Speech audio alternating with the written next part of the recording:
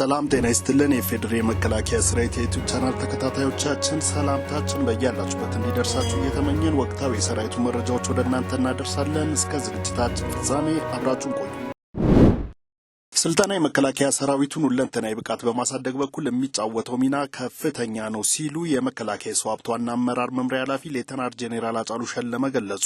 የመከላከያ የሰው ሀብት አመራር ዋና መምሪያ ከሁሉም የመከላከያ ሰራዊት ክፍሎች የተውጣጡ የሰው ሀብት አመራር ባለሙያዎችን በሰው ሀብት አስተዳደር የሙያ ዘርፍ አሰልጥኖ አስመርቋል። በስልጠናው ማጠቃለያ ላይ የመከላከያ የሰው ሀብት አመራር ዋና መምሪያ ኃላፊ ሌተናል ጄኔራል አጫሉ ሸለመ የተገኙ ሲሆን በተካሄደው ስልጠና ከፍተኛ ውጤት ላስመዘገቡ ተመራቂዎች ሽልማት ከሰጡ በኋላ ባደረጉት ንግግር መከላከያ ተቋም በሁሉ መስክ ስኬታማ የግዳጅ አፈጻጸም እያስመዘገበ እንደሚገኝ አውስተዋል። በመከላከያ የሰው ሀብት አመራር ዋና መምሪያ በኩል በሰው ሀብት አስተዳደር የሙያ ዘርፍ ለወራት የተሰጠው ስልጠናም ወትሮ ዝግጁነቱን ወደ ላቀ ምዕራፍ በማሸጋገር በኩል የሚያበረክተው አስተዋጽኦ ከፍተኛ መሆኑን ገልጸዋል። ሌተናል ጄኔራል አጫሉ ሸለመ አክለውም ተመራቂዎች በስልጠና ቆይታቸው የጨበጡትን እውቀት ወደ ተግባር በመቀየር የተቋሙን አሰራርና ደንብ ማዕከል ባደረገ መልኩ ተልዕኳቸውን ሊወጡ እንደሚገባም አሳስበዋል። በኢትዮጵያ መከላከያ ዩኒቨርሲቲ ቢዝነስና ማህበራዊ ጥናቶች ኮሌጅ አዛዥ ኮሎኔል መላኩ ደመላሽ በበኩላቸው ሰልጣኞች በቆይታቸው የንድፍ ሀሳብና የተግባር ስልጠና በመከታተል የተመደበላቸውን የትምህርት ክፍለ ጊዜ በመሸፈን በሰው ሀብት አስተዳደር የሙያ ዘርፍ ትልቅ አቅም መጨበጣቸውን ገልጸዋል። ከተመራቂዎች አንዳንዶቹ በሰጡት አስተያየት በስልጠና ቆይታቸው ሊያሰራቸው የሚችል በቂ እውቀትና ክህሎት ሊያዳብሩ መቻላቸውንም ገልጸዋል። የአድዋ ድል በልማት መስኩም ለመድገም በተሰለፍንበት የስራ መስክ መታተር ይገባል ሲሉ የሰራዊት አባላት ተናገሩ።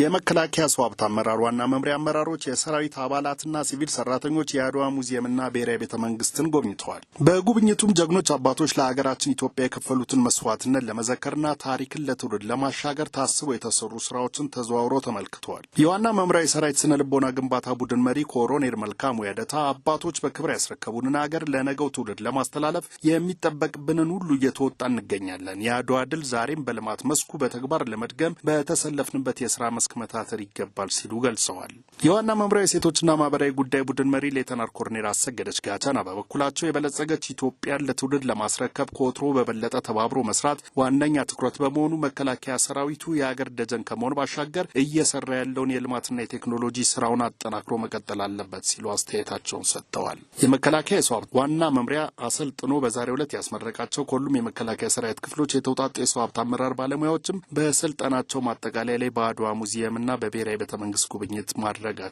ታውቋል። በመጨረሻም ተቋማዊ የፕሮፌሽናል ሰራዊት ግንባታ ሂደቱ በአስተማማኝ ደረጃ እያደገ መሆኑን ሜጀር ጄኔራል ተሾመ ገመቹ ገለጹ።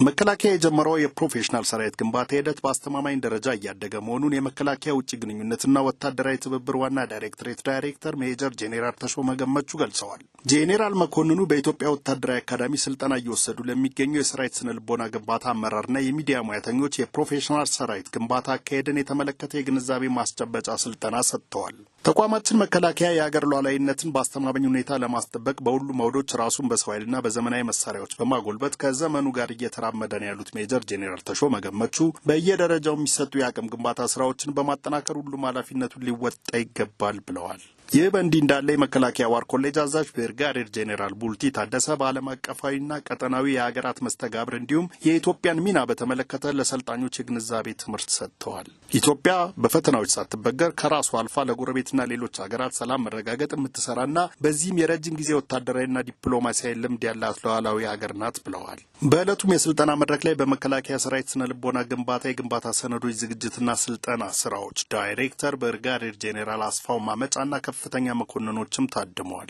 ጄኔራል መኮንኖቹ የስነ ልቦና ግንባታ የሚዲያ አመራርና አባላት በሰራዊቱ ሞራልና የግንባታ ተግባራት ላይ ሚናቸው ከፍተኛ መሆኑን በመጠቆም የሚያጋጥሙ ተግዳሮቶችን በአሸናፊነት ተሻግሮ ድል የሚያስመዘግብ ሰራዊት እየገነባን መቀጠል ይኖርብናል ሲሉም አመላክተዋል። ክቡራትና ክቡራን የፌዴሬ መከላከያ ሰራዊት የዩቲዩብ ቻናል ተከታታዮቻችን ለዕለቱ ያዘጋጀነው የመከላከያ ሰራዊቱን የሚዳስሱ መረጃዎች የእስካሁኑ ነበር። ስለተከታተላችሁ እናመሰግናለን። በያላችሁበት ሰላም